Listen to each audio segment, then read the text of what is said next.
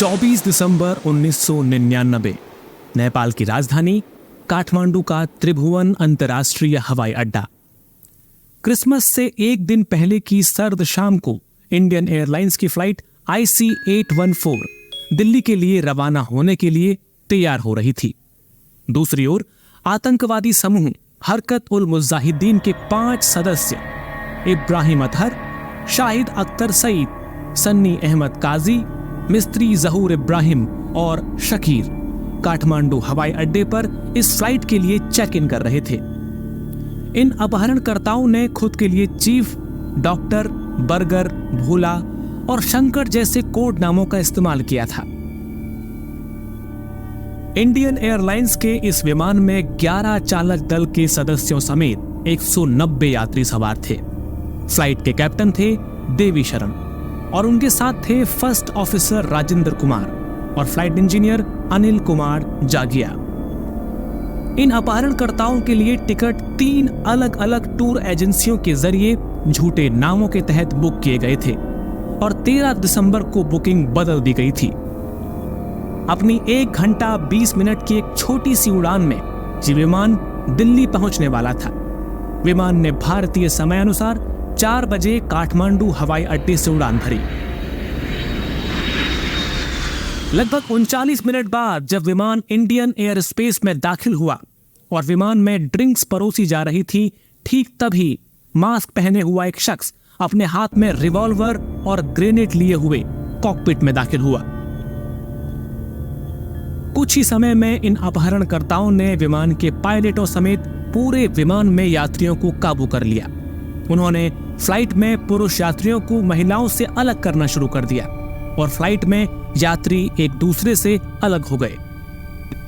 इस बीच पायलट ने अपहरणकर्ताओं से नजर बचाकर एक इमरजेंसी ट्रांसपाउंडर दबाया, जिससे 4:56 पर दिल्ली के एयर ट्रैफिक कंट्रोल तक ये जानकारी पहुंच गई कि काठमांडू से दिल्ली आने वाली इंडियन एयरलाइंस की फ्लाइट संख्या IC-814 में कुछ गड़बड़ी है। इन अपहरणकर्ताओं ने पायलट को पश्चिम की ओर उड़ान भरने का आदेश दिया और विमान को काबुल ले जाने के लिए कहा, लेकिन पायलट ने कहा कि उनके पास विमान में इतना ईंधन नहीं है कि विमान काबुल तक पहुंच सके। अपहरणकर्ताओं ने विमान को लाहौर ले जाने का आदेश दिया, लेकिन लाहौर एयर ट्रैफिक कंट्रोल ने विमान को अपने यहां उतारने से मना कर दिया। इस बीच प्रधानमंत्री ने इस स्थिति पर चर्चा करने के लिए एक अहम बैठक बुलाई। 6:04 पर पायलट ने भारतीय एयर ट्रैफिक कंट्रोल को रेडियो पर बताया कि उनके पास सिर्फ 1 घंटे का ईंधन बचा है और पाकिस्तानी ATC ने लाहौर में उतरने की अनुमति देने से इनकार कर दिया है। उन्होंने दिल्ली ATC से कहा कि वे पाकिस्तान से संपर्क करके विमान को उतारने की अनुमति प्राप्त करें, क्योंकि अपहरणकर्ता भारत में उतरना नहीं चाहते और उन्होंने पहले ही धमकी दी थी कि अगर उनकी मांगें पूरी नहीं की गई तो वे 10 बंधकों को तुरंत मार देंगे। शाम 6:30 बजे पाकिस्तान में इंडियन हाई कमीशन ने विमान को लाहौर में उतारने की परमिशन मांगी, लेकिन उसे मना कर दिया गया। आखिरकार पायलट अपहरणकर्ताओं को अमृतसर हवाई अड्डे पर विमान उतारने के लिए तैयार करने पर कामयाब हुए। ये बताए जाने पर कि आगे जाने के लिए विमान में ईंधन नहीं है, अपहरणकर्ताओं ने कैप्टन को विमान को अमृतसर हवाई अड्डे पर उतारने की अनुमति दे दी। अमृतसर में उतरने पर कैप्टन ने विमान के लिए तुरंत ईंधन भरने का अनुरोध किया। इस बीच अपहरणकर्ताओं ने विमान के अमृतसर में रहने के दौरान स्थानीय पुलिस अधिकारियों से बातचीत करने से साफ इनकार कर दिया। जब लंबे समय तक टैंकर ट्रक नहीं पहुंचा तो अपहरणकर्ताओं ने एक जर्मन नागरिक सतनाम सिंह और एक भारतीय रुपिन कत्याल पर चाकू से वार कर दिया। पायलट ने ATC से संपर्क कर बताया कि अपहरणकर्ता क्लाश्चिकोव राइफलों से लैस हैं और उन्होंने बंधकों को मारना शुरू कर दिया है। अमृतसर हवाई अड्डे पर पंजाब पुलिस के कमांडो मौजूद थे, लेकिन वे बिना आदेश के कार्यवाही नहीं कर सकते थे। जब आखिरकार एक ईंधन भरने वाला बोजर विमान के पास भेजा गया तो अपहरणकर्ताओं की घबराहट और बढ़ गई। अपहरणकर्ताओं ने पायलट को विमान को उड़ाने के आदेश दिए। पायलट उन्हें समझाते रह गए कि विमान में ईंधन नहीं है और विमान क्रैश हो सकता है, लेकिन अपहरणकर्ता नहीं माने। तत्कालीन राष्ट्रीय सुरक्षा सलाहकार ब्रजेश मिश्रा ने बाद में खुलासा किया था। बोजर में एक स्नाइपर छिपाने के लिए कहा गया था, जो विमान को निष्क्रिय करने के लिए आवश्यकता पड़ने पर गोली चला सकता था।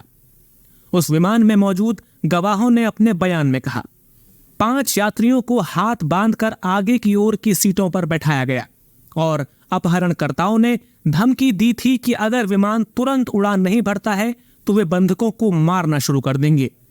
विमान के कैप्टन देवी शरण ने बाद में बताया कि उन्हें यात्रियों को मारने से रोकने के लिए कोई फैसला लेना पड़ा। उड़ान भरने की कोई मंजूरी नहीं मिलने के बावजूद विमान ने 7:47 पर अमृतसर हवाई अड्डे से उड़ान भरी। जब विमान लाहौर के नजदीक पहुंचा तो पायलट ने विमान को लाहौर हवाई अड्डे पर उतारने की अनुमति मांगी, जिसे पाकिस्तानी एटीसी ने मना कर दिया। जब विमान ने लैंडिंग करने की कोशिश की तो उसे रोकने के लिए लाहौर हवाई अड्डे पर सभी लाइट्स और नेविगेशनल सहायताएं बंद कर दी गईं। क्योंकि विमान को अमृतसर में ईंधन नहीं दिया गया था, इसलिए उसका ईंधन खत्म हो रहा था। आखिरकार कैप्टन शरण ने विमान को क्रैश लैंड करने का फैसला किया। जैसे ही उन्होंने हाईवे पर विमान को उतारने की कोशिश की, ठीक तभी पाकिस्तानी एटीसी ने नेविगेशनल सहायता चालू कर दी और विमान को हवाई अड्डे पर उतरने की अनुमति दी। IC-814 विमान 8:01 पर लाहौर में उतरा।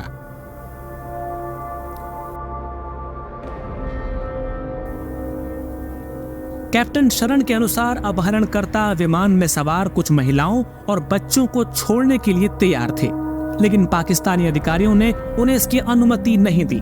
उस समय पाकिस्तान में भारत के उच्चायुक्त जी पार्थ सारथी ने बाद में कहा कि वह पाकिस्तान से विमान को उड़ान भरने से रोकने का अनुरोध करते रहे, लेकिन उनकी बात नहीं मानी गई। जब तक पार्थ सारथी हवाई अड्डे पर पहुंचे तब तक विमान में ईंधन भर दिया गया था और उसे हवाई अड्डे से रवाना होने की अनुमति दे दी गई थी। विमान ने लाहौर से लगभग 8:32 पर उड़ान भरी। अपहरणकर्ताओं ने विमान को काबुल ले जाने के लिए कहा, लेकिन जब पायलट ने काबुल एयर ट्रैफिक कंट्रोल से विमान को काबुल हवाई अड्डे पर उतारने की अनुमति मांगी तो काबुल एयरपोर्ट ने ये कहते हुए विमान को अपने यहां उतारने से मना कर दिया कि काबुल हवाई अड्डे पर रात के समय विमान को उतारने की कोई सुविधा नहीं है। आखिरकार विमान को दुबई के अल मिन्हाद एयरबेस पर उतारने की इजाजत मिल गई। विमान रात 1:32 पर दुबई के अल मिन्हाद एयरबेस पर उतरा। यूएई के अधिकारियों और अपहरणकर्ताओं के बीच बातचीत के बाद विमान को ईंधन देने के बदले 27 यात्रियों को रिहा कर दिया गया। गंभीर रूप से घायल 25 वर्षीय पुरुष बंधक कत्याल का शव, जिसे पहले चाकू मारा गया था, को भी दुबई में उतार दिया गया।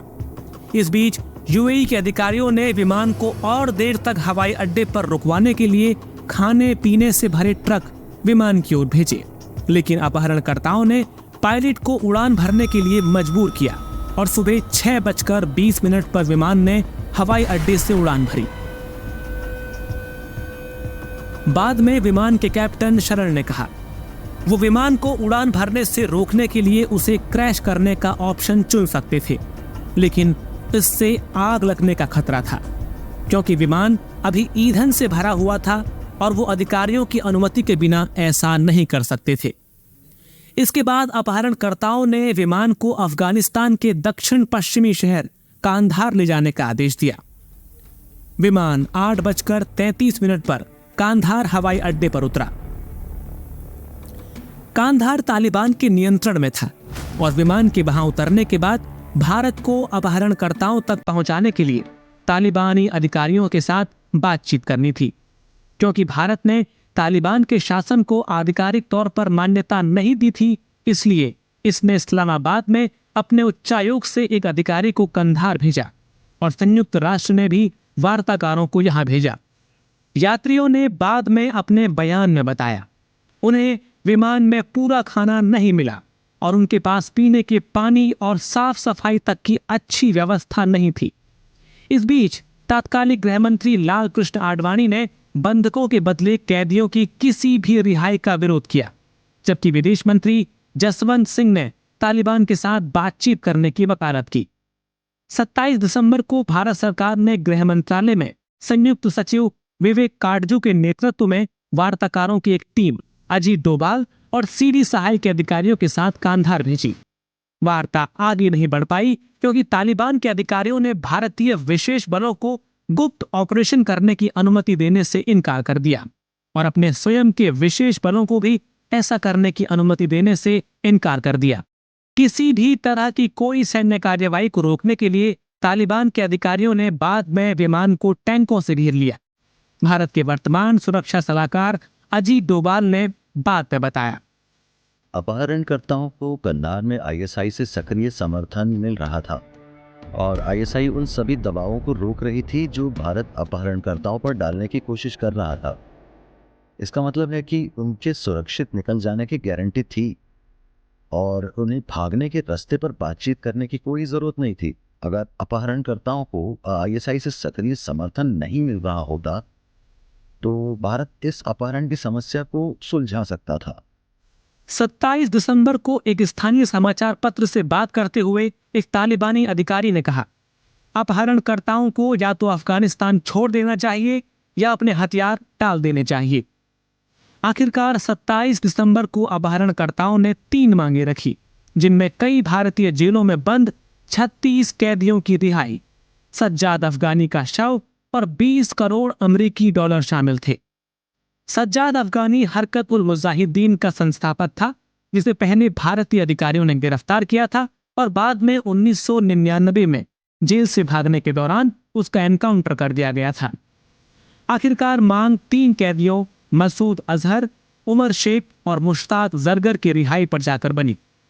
मौलाना मसूद अजहर को 1994 में जम्मू और कश्मीर में आतंकवादी गतिविधियों के लिए गिरफ्तार किया गया था, जबकि उमर शेख को 1994 में विदेशियों के अपहरण के सिलसिले में गिरफ्तार किया गया।